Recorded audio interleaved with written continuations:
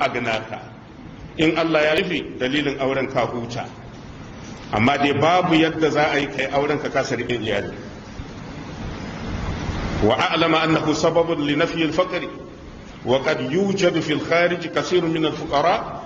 yace ana iya samun talakawa da yawa sun yi auren la ya hasulu lahum al-ghina idza tazawwaju, sun yi auren amma ba samu wadata ba. amma kar ka dauka wannan alkawari na Allah ba daidai bane. alkawarin Allah yana nan.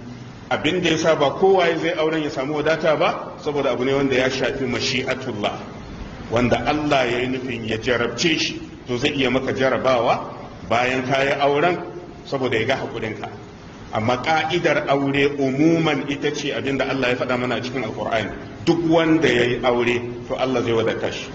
saboda ka sau da yawa za ka ga talaka mai mata ya ciyar da kattai 5 waɗanda ba su yi aure ba, kuma bai da wata sana'ar kirki. wannan ikon Allah ne. shi yasa sayyiduna Umar yace ajabul li imri'in kaifa la yargabu fil ba'ati.